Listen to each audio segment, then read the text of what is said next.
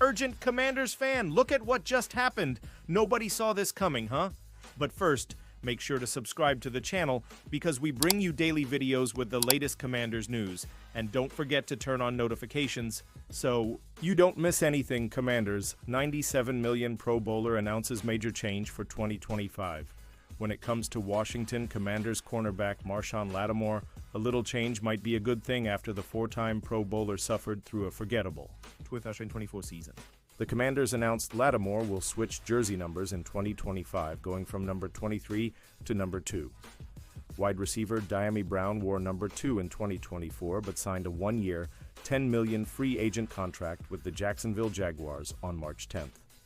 Cornerback Marshon Lattimore will be donning a new number in 2025, and he's going back to his college roots. Commanders. Com's Zach Selby wrote on April 3rd, Lattimore, who wore number 23 in his first season with the Commanders in 2024, will be wearing the number 2 jersey, the same number he wore at Ohio State, for his 9th NFL season. The jersey number has sentimental value for Lattimore. It was the same number he wore playing at Glenville High School in Cleveland, Ohio, as a cornerback and wide receiver. Lattimore was one of the nation's highest-rated recruits coming out of Glenville High, and in 3 seasons at Ohio State he won a college football playoff national championship in 2014 and was an All-Big Ten pick in 2016. The New Orleans Saints selected him in the first round, number 11 overall in the 2017 NFL Draft. Lattimore struggled to stay healthy in 2024. Lattimore was traded to the Commanders at the 2024 trade deadline, along with a 2025 fifth-round pick in exchange for Washington's third-round pick, fourth-round pick, and sixth-round pick in 2025. Bleacher Report's Brad Gagnon called out Lattimore as the most overpaid player on the Commanders roster in 2025. The four-time Pro Bowler is scheduled to make $18 million in 2025 and $5 million over the final 2 seasons of the 5-year, $6 million contract extension he signed with the Saints in September 2021. Lattimore's high salary number is something the Commanders were well aware of when they traded for him. Lattimore didn't suddenly get it back in a new setting down the stretch in 2024, and that's unlikely to change as he hasn't really been a reliable NFL presence since 2021, Gagnon wrote. The 28-year-old's best days are far behind him, but he will cost Washington $18 million as the 8th highest-paid cornerback in the league in 2025.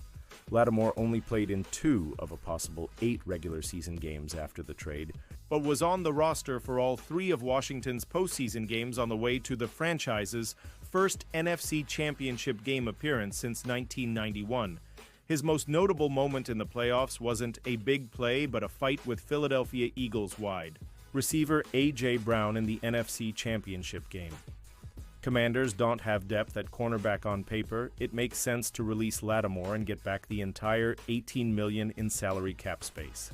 That money could probably buy a decent cornerback and safety from what's left of the free agent market. The outside chance Lattimore could return to something resembling his dominant form from a few years ago should keep him on the roster.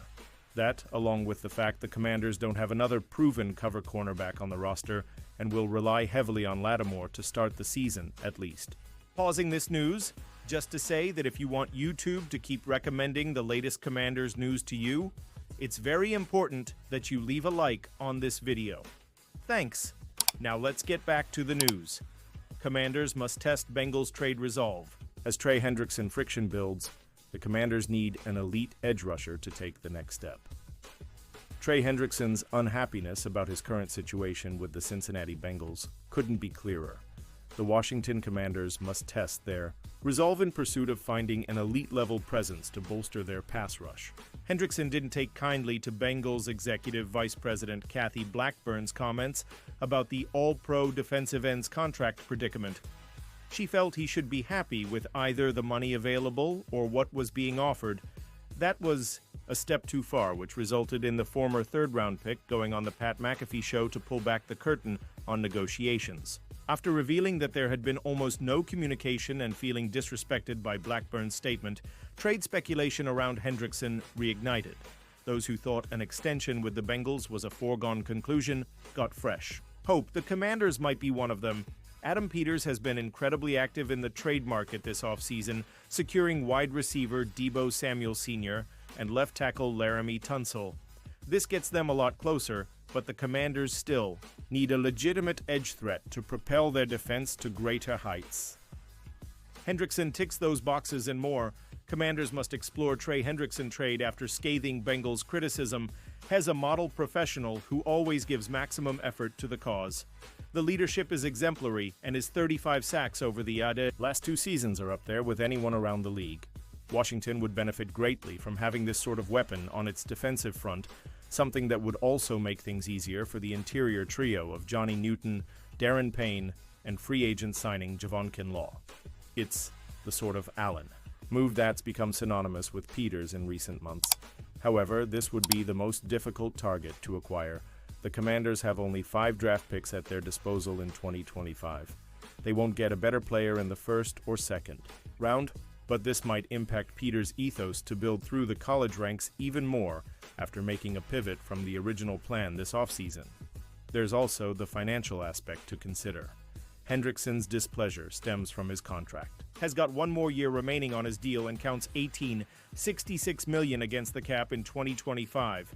An extension would almost immediately follow a trade. Around $30 million per year is speculated, which jeopardizes future financial flexibility and makes things more complicated to strengthen other areas. Washington is working hard to ensure they maximize Jaden Daniels' rookie contract. But at some point, the Commanders must find the right balance. Hendrickson is 30 years old with a few more good years left. This represents an investment for the future as well as the present. Perhaps his public backlash will provoke a more professional response from the Bengals, but everything remains under a cloud for now. It wouldn't hurt the Commanders to find out one way or another if Hendrickson is available and what it might take to acquire him. There are always ways to make the money. Side work, but Cincinnati has been pretty dug in up to now regarding the compensation required to attain the player. Arian Smith could be the Commanders' new deep threat. Hogs Haven takes a look at 2025 NFL draft prospects that could contribute to the Commanders player overview. A 2-sport athlete track field from Mulberry, HS and Lakeland HSFL. Arian Smith committed to University of Georgia as a 4-star recruit. He competed in the 100 members, 200 members, and long jump with Mulberry. Arian Smith also competed in track field with Georgia until 2023, where he earned first-team All-American 2021 for track and qualified for the SEC Championship with 10. 4 in the 100-meter dash. With full commitment towards football, Arian broke out with 48 receptions, 871 total yards, 817 receiving yards, 54 rushing yards, and 4 receiving touchdowns in his 2024 season. He was a 2025 Senior Bowl participant and is scheduled for a top 30 visit with the Washington Commanders. Speed is what defines Arian Smith's game. He is a track athlete and ran one of the fastest 40 times at the Combine. He averaged at least 17 yards per reception on a heavy diet of go routes, seams, and comebacks, but Arian made the most of his routes and is still improving his route tree. Smith has solid release and is able to work through jams and win through contact. He is also a willing blocker and has good technique. Smith is capable of navigating through traffic to pick up more yards after the catch. Yet Smith struggles, with concentration drops 10 in 2024 and is clunky when trying to start and stop or change directions. Smith also has an extensive injury history, which partially explains his limited production.